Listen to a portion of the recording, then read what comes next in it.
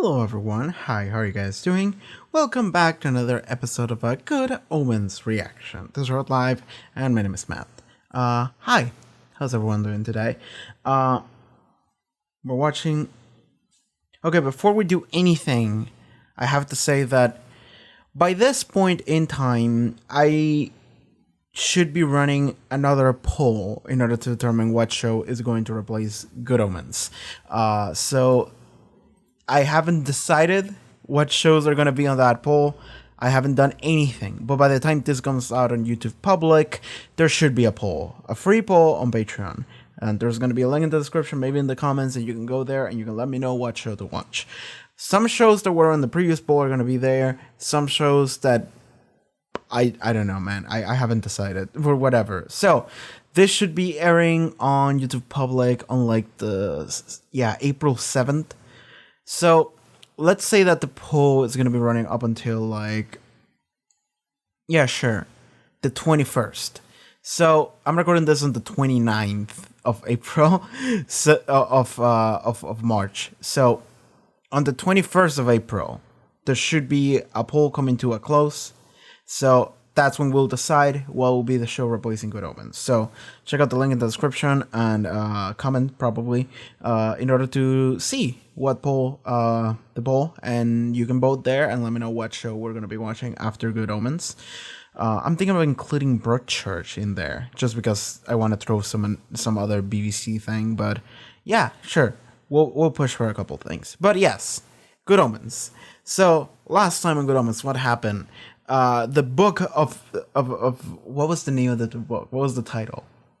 The Nice Prophecies or something like that of Agnes Nutter. So Agnes Nutter had the prophetic vision of the future, and she could see the future, and she wrote it all down. And her lineage has known about the coming of the Antichrist and has been preparing in order to fight it. So her descendant, and I completely forgot her name. It was a weird name for me, but her descendant is on the job trying to find the Antichrist and the beast.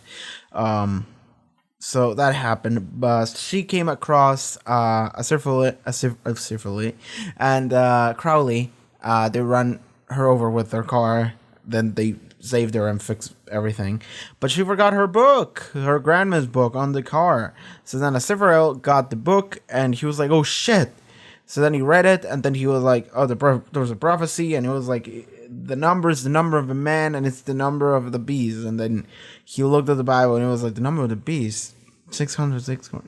And he was like, wait, that's field 600. It can't be that simple. And he just phoned Tatsfield area number 666 and called, and then fucking Adam's dad just said, hi, what's up? And then you heard Adam in the background, and the prophecy said that you would hear Adam saying a specific thing about the dog, and then he was like, shit, right number, sorry, hanging up.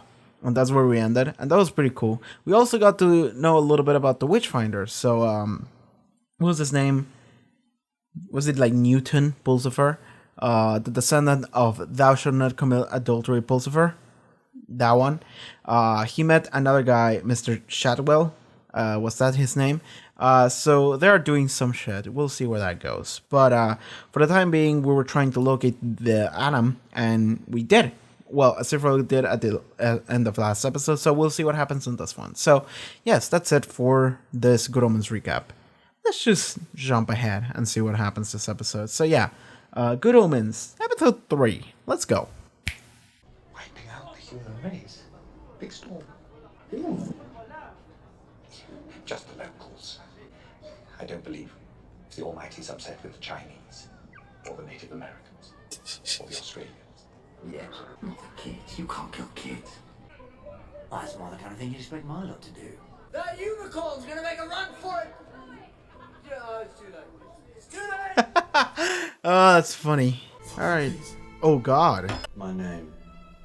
Crawley. It's not really doing it for me. It's a bit too squirming, effetish.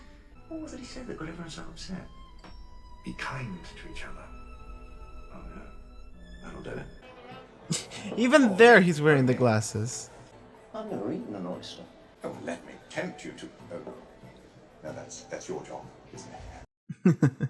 That's Crowley. Is that you under there, Crawley? It's alright, lads, I know him, he's alright. Be easier if we both stayed home. Yeah. Just send messages back to our head offices saying we've done everything they asked for, wouldn't it? But that would be lying. Possibly, the result would be the same. It would be. Cancel each other out.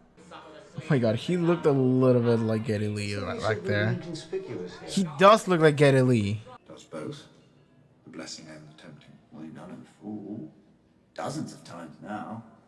Ooh. It'd take a miracle to get anyone to come and see Hamlet. Yes, alright, I'll do that one, my treat. Oh. Oh, that's funny. Paris, 1793. Oh boy. There we go. Goes another one. Did they refer to this in episode 1? I think they did. You are the 999th aristo to die at the guillotine by my hand. Whoa. You've been busy. Animals. Time stopped. Animals don't kill each other with clever machines, Angel. Only humans do that. Crowley, Yep. Hi.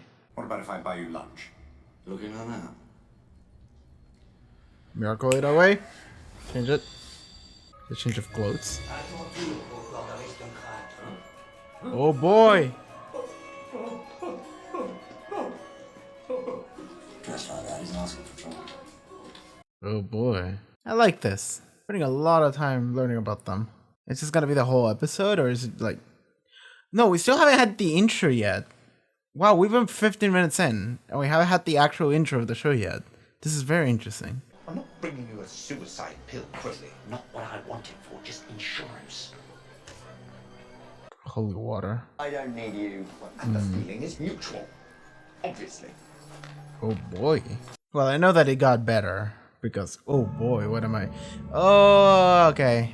Such a pity you must be eliminated. But take heart. Just Call another this death coming in. in the Blitz. Why, your nasty little spy ring will be spending the rest of the war behind bars. Allow me to introduce Fräulein Greta Klein. Yeah, she was the double spy. Expected that for like a second. So, Crowley has to come in. This is what every scene has in common. Oh my god! Yes! What is he doing? Oh, this is fantastic. Consecrated ground. Oh, that makes sense. Bring a picture perfect. You'll run away. Very, very fast. You might not die. You won't enjoy dying. Definitely won't enjoy what comes after.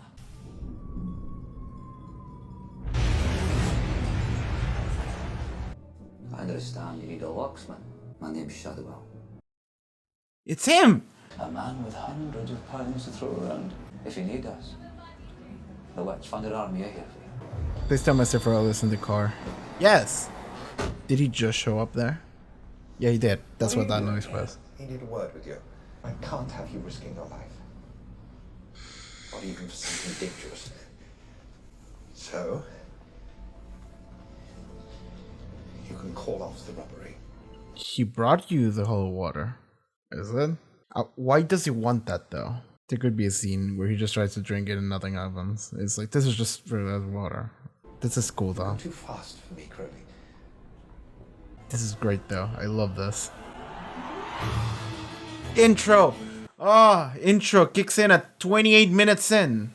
Oh my god. The intro kicks in halfway through the episode. Oh, that is fantastic. God, I loved everything about that entire intro. It was wonderful. Sorry, right number. Cool, yes. I remember that. And had attempted to reduce it to cowering jelly by means of the usual glowing stare. But doesn't have the powers anymore. Yep, just become a regular ass dog. You a witch? No. I'm an occultist. Oh, well, that's alright then. Is that your ancestor's hat? Thou-shall-not-commit-adultery Pulsifer's hat? Yes! I love that! Major's saucepan, tin, milk bottle, deceased, and... Oh my god. Oh my... Amazing there being all these invisible lines of force around and me not seeing them. We can see auras. So what colour's my aura then? Red, black, nothing? I can't. Nothing. So what else don't they teach us at school? They're climbing baby seals. They're cutting down the rainforest. Oh shit. Watch out for genetically modified food. Don't get me started on global Oh boy. These whales have huge brains. This might be bad. power stations Oh, are boy. rubbish. Yes, they are. She's kind of has some sort of pent up anger, and she's like, fucking humanity sucks. They did a bunch of dumb shit, and capitalism is hell. And now this kid is like, you know what? Yeah, maybe it sucks. Oh boy. May have been a ruse. A ruse. And the actual Antichrist might be, somewhere else. Wouldn't change anything, Aziraphale. I There mean, was war in heaven long before the earth was created. Crowley and the rest were cast out, but nothing was ever really settled. I suppose it wasn't. But there doesn't have to be another war. Does there? As much as we appreciate your hypotheticals, Aziraphale, I'm afraid we have other things to do. yeah, of course they don't care. What did you think of that, then? That's an angel who's been down there too long. I don't trust him. Hypotheticals indeed. All right. Which way does Sergeant Shadwell, please? Or, one of his officers? Oh my god, is Crowley and Aziraphale referring to the same person? I need to know where he is at all times. I can give you his address. I'll put a squad of my best men onto it. There's a town in Oxfordshire with some very strange weather events. What's that He name? loves hunger. Oh, He loves people not eating enough in fancy restaurants. hi. And the chef recommends that you have this first. A balloon filled with lavender scented air. It is the first course. It just occurred to me. I've never seen a room full of rich people so hungry before. He's a businessman with a chain of restaurants, and he's about to launch something new. Foodless sauces and, we're rather proud of this, A completely artificial dill pickle. This is something that someone would do. In fact, I'm pretty sure this exists at some point. Who's the person delivering this packages? That's what I'm wondering. The measuring scales. Finally. I'm blind England. cancel all my appointments. For how long? The foreseeable future. There's famine. This person is actually a pretty good witch finder. Newton over here? Be here at 9 o'clock in the morning. For you leave. What for? Your armor of righteousness. What? What is he taking with him? There's people from Tibet watching everything we do through hidden tunnels. You think he's alright? He's fine. I mean, he's 11. He's allowed to believe shit like that. Don't think of him as if he's wrong just because he's been reading some dumb magazines and also he's 11. We find the boy. My agents can do it. And then what? Eliminate him? Someone does. I'm not personally out for killing kids. You're the demon, I'm the nice one. I don't have to kill children. If you kill him, then the world gets a reprieve and heaven does not have blood on its hands. Oh, no blood on your hands. That's a bit holier than thou, isn't it? Well, I am a great deal holier than thou. That's the whole point. Even if this all ends up in a puddle of burning goo, we can go off together. Go off together. How long have we been friends? 6,000 years. Friends, we're not friends. We are an angel and a demon. We have nothing whatsoever in common. I don't even like you. You do. We're on opposite sides. We're on our side. There is no our side, Crowley. Not anymore. It's over. Hold on. Yeah. I don't like that. Oh boy. Yeah. Oh no, a nuclear plant is gonna blow up.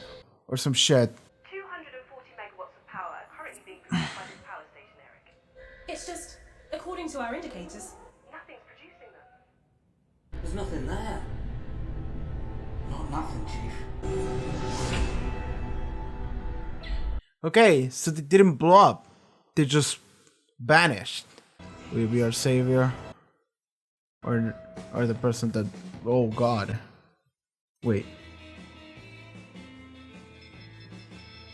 Okay, so will Adam be our savior or the person to doom us all?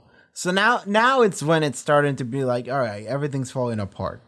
So, well, from episode 1, they clearly, like, mislabeled the babies. Like, they mistook which one was which. So that was already like, okay, things are going not great according to plan. But now when it's starting to become a thing, is that, well, the Hellhound happened. And the Hellhound becomes just a regular dog, which I'm like, cool. But then fucking Anathema, is that her name? So Anathema, I forgot how to pronounce it. So Anathema so she's angry, upset, emotional at the fact that she lost her grandmother's book. Not her grandmother's, her great-great-great-great-great-grandmother's books. Which, fair, I get it. But the thing is that then Adam approaches her and is like, hey, is there anything wrong? Can I help? I can help you look for your book or whatever. And she's like, all right, you're nice. And she's like, hey, do you want some lemonade? And he walks in. So then... Okay, so I like that she's not like, well, I'm not a witch, I'm an occultist. Like, she's just straight up, I'm an occultist. And Adam doesn't know any better. He's like, all right, cool. So, the thing is that she explains to him about ley lines and everything. And he's like, really? Oh, cool. Because he's an impressible 11-year-old. Like, he's not only the fact that he's 11-year-old, but also the fact that he lives in a small village in the middle of nowhere. So, like, as soon as someone interesting walks in, he's like, cool. That's different from the usual. So that of course, he's gonna be like, yo, that's rad.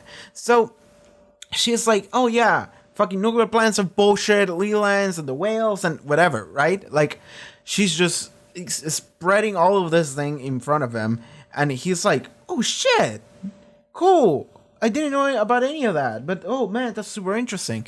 So then she gives him a bunch of magazines and everything, and he starts reading all of that. And the thing is that like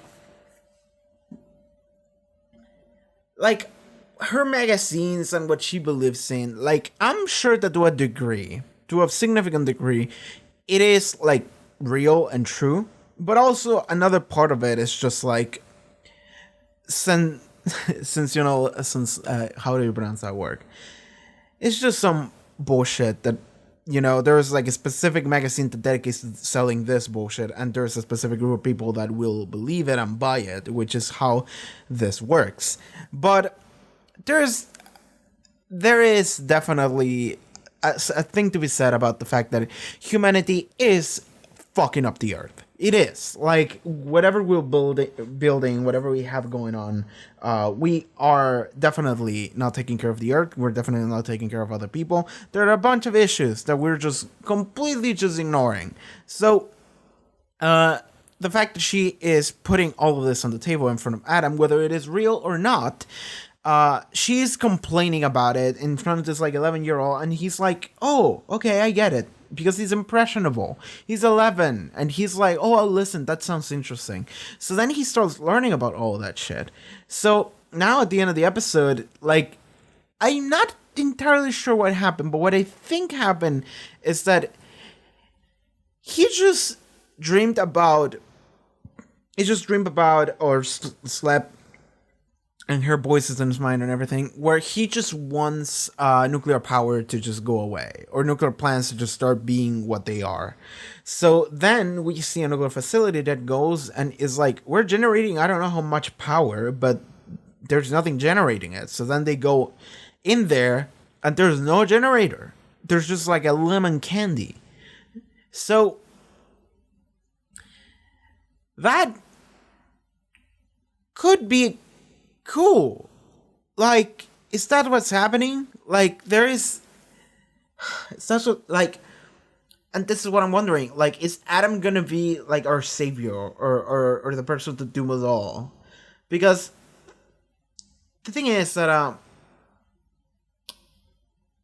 I thought, like, he was, like, gonna blow up a nuclear plant or whatever, or every nuclear plant, because he was like, they're bullshit, they need to be gone. But no, he's like, I just don't want them to be what they are, but I don't want people to lose their energy or whatever. So then they didn't. The plant is still generating energy, but the plant itself is not doing anything. Which is... It doesn't make any sense. And that's if that's where this is going to go, then that's going to be interesting. Like, things in the world stop making sense. Just like by magic. Things just stop making sense and become convenient. And that would be a fun way to take this. Of like, the Antichrist is actually just like kind of helping people a little bit, because I said this like the first episode is that he didn't go to the dysfunctional politician Republican American family. Where he went is that he went to this like nice stable couple from the middle of nowhere, fuck wherever, England, and he just grew like a very like grew up in this like very small town. There's not much to do, a couple friends just hanging out, chilling. There we go. Nice family, nice relationships, cool. And he just seems to be a chill kid. And I've been saying this for 2 episodes. So it would be a thing if like he ends up using his like fucking Antichrist powers in order to make Earth become a better place by a complete coincidence, because he grew up in an environment where he wasn't influenced towards evil and he wasn't influenced towards good.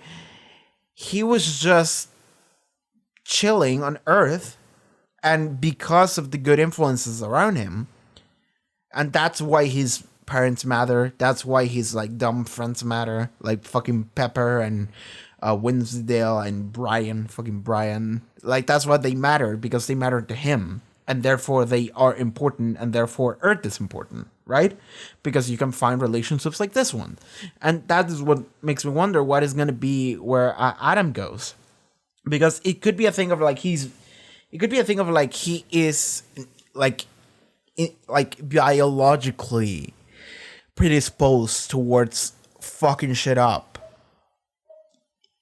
It could be if it awakens in him, right? Which is what I thought was gonna happen a little bit in this episode because of Anathema, but it could be a thing of like he sees all of this bullshit and he's like, actually no, I'm fixing that because that needs to be fixed because people need to be okay, and that would be great if he grows up to be that person with those beliefs because of his upbringing, because it's what really matters. So I'm wondering where that is going to go. That has a lot of potential. Okay, let's talk about the entire first half of the episode. And that is just straight up the first half of the episode. So the intro starts at 25:38. And Prime gives me how much is left, and it's 20 minutes 04. And that is without counting the end credits, which is like an extra 3 minutes. So yes, this is straight up the first half of the episode. In fact, more than half of the episode is we get to see Aziraphale and Crowley hanging out. Not necessarily hanging out for like the first chunk of it, but we get to see them meeting with each other and talking about things and how they feel about things.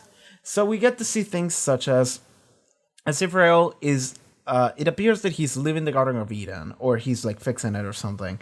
And God is like, how about that sword? What happened to it? And Aziraphale is hiding the truth from God, which is like, maybe it's not gonna work.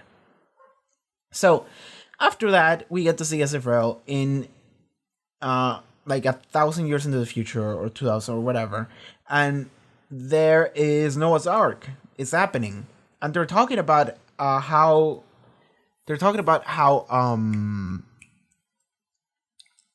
this sucks, and why would God do that? And I like Crowley in this in a lot, because Crowley is like the actual.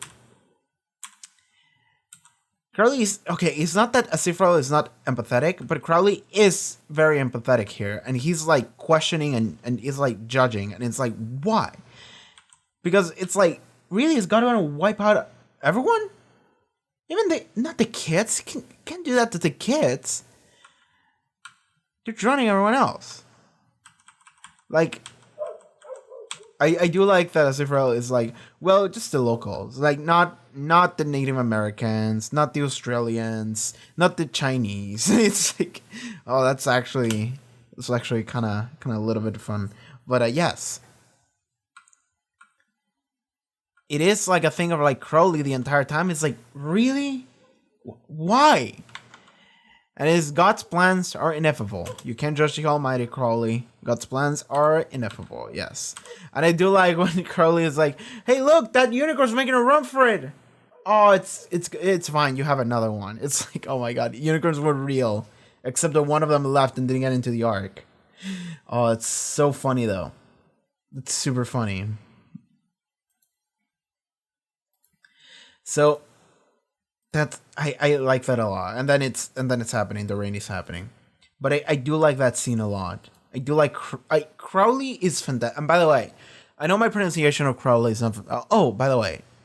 Okay, so Crowley was original, Crowley came afterwards. But the thing is that I do like that they make notion of it, and we get to have a timeline when he changed his name, which was a long time before Ozzy Osbourne. So not then.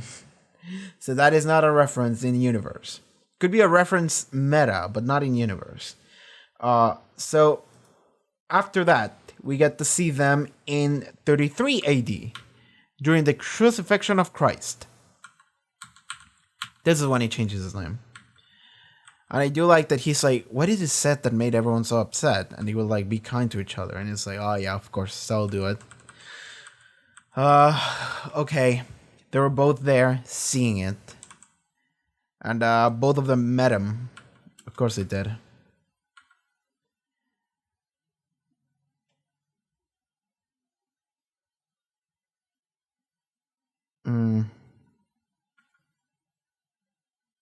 And I like that Crowley is like, I helped him travel. That's a cool thing. That's a cool thing. Like, I do like that both of them were like across history the entire time, like interfering with it. Not interfering, but like being part of it. Like, here's the thing.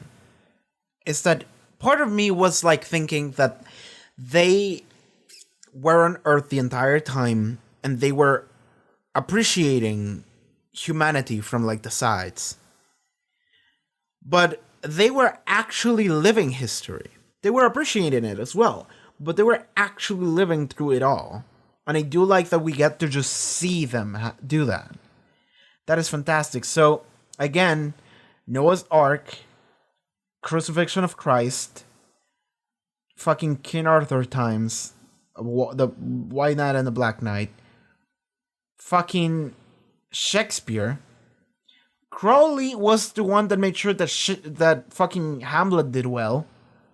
So that's funny. And then we get to go to Paris when they're just decapitating a bunch of rich people, and fucking Decifero is wearing those clothes, just very pompous clothes, very rich person. Well, that's how they look like, right? And they're like, well, we're decapitating you because fuck you, you're rich. You know what? You can say a lot of shit about the French, but like, I feel like we should bring some of those practices back. I'm just saying a couple of them. Not all of it, but just a couple. A little bit of that mentality at the very least. We should bring a couple of those back. Maybe. So let me see how much money. Well, Jeff Bezos is no longer the most rich planet person. Still. Okay, so how much money does Elon Musk make a minute? So in 2020, he made 16 million per hour. You know what? I think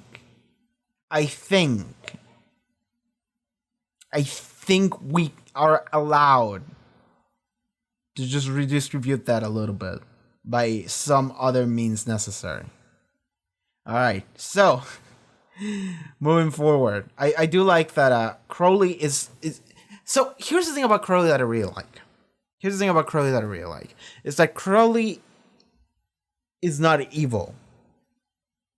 So Aziraphale is more like good, like lawful good. He has rules, he has beliefs, and he has morals. Crowley has them a little bit, but not fully.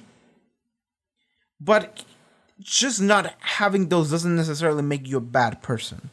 And like that's the thing that is a little bit of okay. The world is not black and white, and it's it's a thing that, like, even in Christianity and the Bible and everything, it is a very black and white thing, good versus evil kind of thing. But that's not how it works. It's never as simple. And I like that Crowley's character is kind of like that. He's just chilling. He just wants to have a fun time. He just wants to enjoy himself. He doesn't want to do anything that is just like, oh, that's a drag. I don't want to do that. Like, Crowley is just chilling. And in fact, he has affection towards his friend here, Aziraphale. And that we're going to bring that back for, like, the end of the episode, because that matters at the end. And that final scene, like, kind of actually made me sad a little bit. But okay, so we get to see them hanging out, and, like, so at some point they were, like, just casually meeting with each other, just like, oh, you're here too, whatever. What are you doing, man? But then at some point they're like, well, we're just doing shit for the other now. Like, one does the blessing and the whatever, just to save the trip for the other. We're just interchanging them, as, for example, Crowley fucking making sure that Hamlet does well. So that's the thing. In the same way that then Crowley helps Aziraphale, and then they make some magic in order to be like, well, that guy is getting actually decapitated. And Aziraphale does nothing about it. He's just like, well, that's just a thing that happened. Like, Aziraphale, for being a goody two-shoes, a lawful good, he's not, like, Crowley does some shit around him that he actually doesn't give him shit for. He's like, actually, well, sure. Crowley asks Aziraphale for holy water at some point in the 1800s. Aziraphale doesn't want to give him that because it's like a cyanide pill. It's a means of killing Crowley. So he's like, no, I'm not giving you that. Then they have a fight over it. But then we fast forward to World War II in 1941. Aziraphale brings the Nazis fucking prophecy books. Then he's like, I was with a British spy the whole time. And then the British spy is like, well, I'm a German spy, actually. He's like, well, shit. And then Crowley walks in, and I was like, what the fuck is he doing? He was like, and I was like, what are you doing, my dude? Are you dancing your way here? Are you shuffling? And then he was like, sacred ground, it burns. And I'm just like, oh, that's so funny. That makes so much sense. I love that. So demons can actually step inside a church. They will just burn as they do. A little bit, at least on the feet. He's walking on fire. So, that's funny. That's really funny. So he does that, and he gets there in order to save Aziraphale in time. And he's actually like a famous person here. Everyone's, the famous Mr. Crowley. And it's like, well, a bomb is gonna fall and it's gonna fuck y'all up. So what are we doing? And they're like, the bomb's not gonna fall. And then, and he's like, well, it will take a miracle for me and my friend over here for nothing to happen to us. And then, miracle. Well, magic. He said, I think he said magic, because he doesn't make miracles, he just makes magic. So, yes, he saves both of them and also the books. And that's fine, because Crowley cares a lot. And this is the thing. And by the way,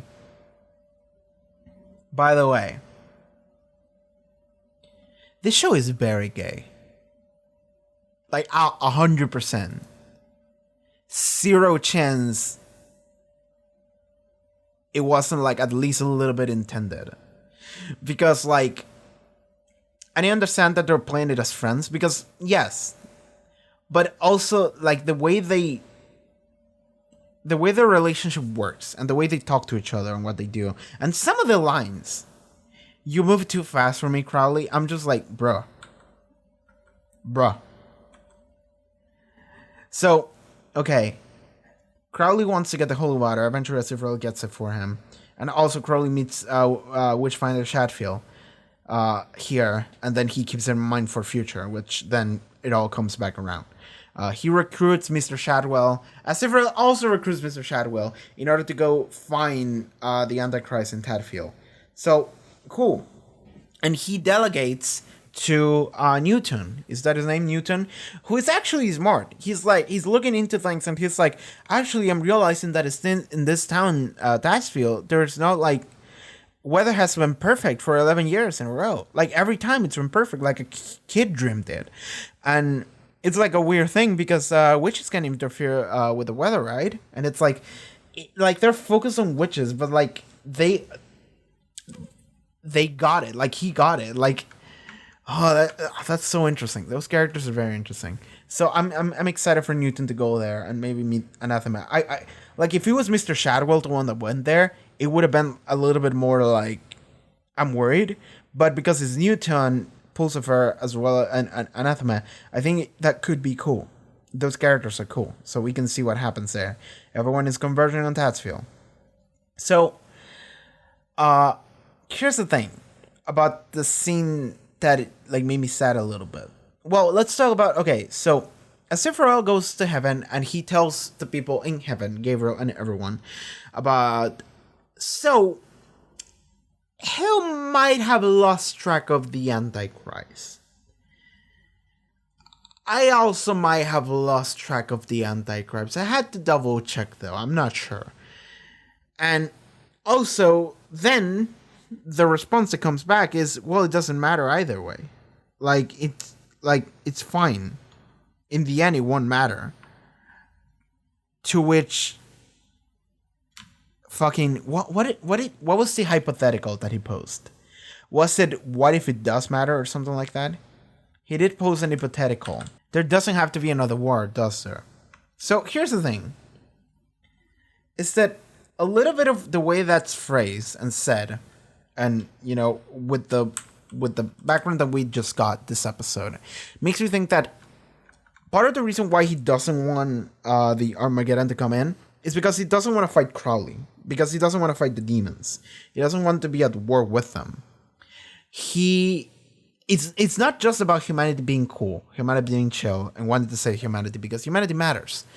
It's also because he cares about Crowley, as well as, well, mostly Crowley, just Crowley.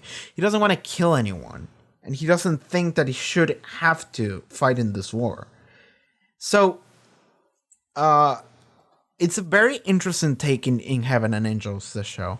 It's not unique. It's not that we haven't seen this shit before, but like, it is this interesting thing of like, hell sucks, and heaven sucks, in some cases worse than hell. But we have our two main characters, and they're both like kind of cast out from there. They're still working for there, but both of them don't want to, and they both of them kind of don't agree with like anything that they have to do, and that heaven or hell tells them to do. And that's such an interesting thing, because it paints heaven as a shitty place, because it is. In this show, at least, it is. So, and then we got the scene afterwards where they're like, what do you guys think? And it's like, yes, he seems to be an angel that has been on Earth too long, with those hypotheticals. So, okay, there we go. That matters. So, heaven is going to become antagonistic towards our main character to a degree. So, cool. Interesting. Let's see where that goes next episode or episodes. So, Anathema tried to see Adam's aura. She didn't see anything. She got to see everyone else's aura, but she hasn't figured out why she couldn't see his. We got to meet Famine. And I do like that Famine is... Okay, so Famine is like is some dude that is just like, I have my own food chain, and I'm focusing on making this specific food that has like no calories, no nutritional value, no nothing. You will eat it and you will be thin as fuck because there's like nothing to it. It actually contributes nothing to your body. You will lose so much weight, and it's like, God, it reminds you of this. God, like, okay, so this is the funny shit that I've done. This is the funny fucking shit that I've done. Can you show you guys this? So this is the dumbest shit I've ever done. Well, no. It's one of the dumbest things I've done. And I did it for fun, but at this point it's become a real serious thing. And I just started ordering pizzas from different places in this city. And I started making a tier list. Straight up. And it reminds you of the... Okay, so which one? Oh, yeah, of course. It's this one. This one. That one. That one sucks. So, that one... that place, you remind me of that place, because that place, I ordered from that place and it had like some like decent ish reviews, and that pizza was the worst one I've had in like ever, almost. And it was because it was so thin and it had like nothing to it. And then I was like, I'm gonna read a review from this place. And then I went to read it, and it was like a 5-star positive review of someone, like the first one, of someone going, pizza's fantastic. It was very thin. It didn't have a lot of dough or anything to it. It didn't fill you up very much. So it was very light. I really loved it. And I'm just like, what? Why would you want your food to be less? Like, why would you want scarcity? I understand, like, okay, I understand, like, not overeating and shit, like gluttony and all that. But, like, why would you specifically want something that doesn't fill you and for it to be, like, light as fuck? Even if it wasn't, you can still, like, save it for other time, leftovers. You don't have to eat it all at once. But, like, if you order something that is less than what you need, and that, like, that fuels into the thing that happens a lot nowadays with like diets and shit, and it's like people become super obsessed with body image, 100%. And I like that Famine is obviously exploiting that. He's exploiting the mentality of like, this is food that won't contribute anything to your body, therefore you would lose weight, and everyone's like, oh, that's cool. And I'm sure that there is a famine field around the restaurant, like the war field that War had in the previous episode. Still, it is feeding into the human thing that is happening nowadays. And I assume it's been happening for a long time. Because, like, the body image thing is a lot... Not to blame everything on capitalism, but like, yeah, some companies want to sell you some shit and they will make it so you're going to see this thing and you want to become this thing. And then everyone's like, I want to become that thing because that thing is good and pretty. Like, dude, have you seen like photos from like really beautiful models from like the 50s or whatever?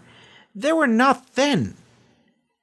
Being thin became the default pretty because they wanted to sell a specific image because it's like quote unquote better, right?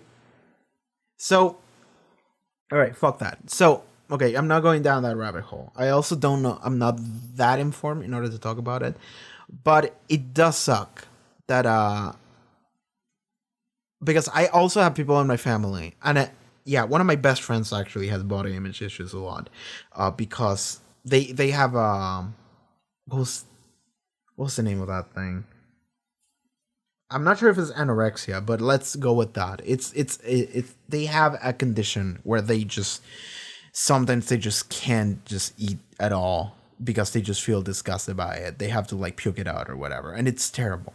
And like it does suck because like if you look anywhere, it is like society and media in general is pushing you a specific image that you have to go for. And I like that Famine is exploiting that because of course they would be. So they're exploiting a restaurant that exclusively targets that. And in my mind, I was thinking, oh, it's like an ironic restaurant and people would go in there ironically. I would go there ironically. Like I would go to a restaurant that is like, we make food that has no value. It has nothing. It contributes nothing. It's air. I would totally go there and be like, yes, give me like this giant thing and I would get it all and it would have no value whatsoever. And then I would go and eat a full pizza, like a real ass pizza, because I still needed the food, right? That's how I would do it. I would do it for funsies, not legit. But he's actually preying on the people that think that that is a good thing. So there you go.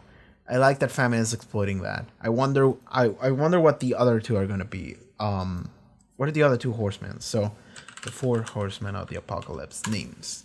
So we had Famine, Pestilence, War, and Death. So we got War, we got Famine. Next is Pestilence. What would Pestilence be? Interesting.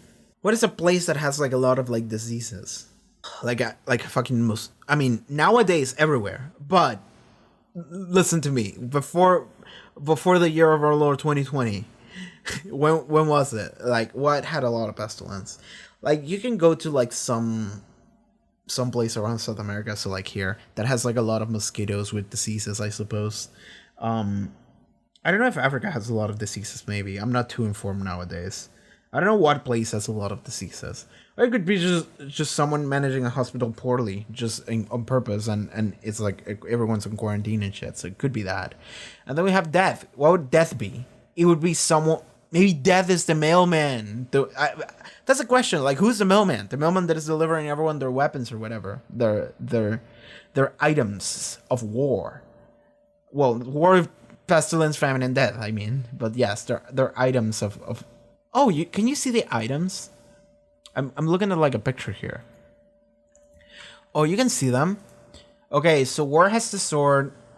Famine has the thing. I'm assuming that one is pestilence. And pestilence would have a bow and arrow then. And then death would have like a scythe. It is a scythe. There we go. I see it. Yeah. I'm looking at them. Scythe, the balance thingy. I forgot how the name of that is. The sword and the bow and arrow. Yeah. Okay. Cool. So, yes, I like famine. I like the introduction of each of the four horsemen. So I'm happy and excited to see the next two. And now let's talk about the scene where I'm just like heartbroken a little bit. And it's the scene where Aziraphale is like convincing himself that he and Crowley are not friends, they're not allies, they're no team with them. They're divided, they're opposites, and like he has to reject Crowley. While Crowley is 100% like, dude, we need to team up, we're friends, right? We can do this. And that really breaks my heart. It really does. Because I can tell that Aziraphale doesn't want to say those things, but like he has to.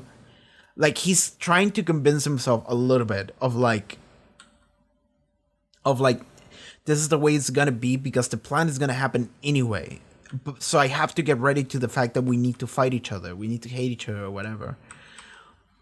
But I do like that Crowley is still like, well, it doesn't matter what happens, we can still go off together somewhere. We're still friends, right? And it's like,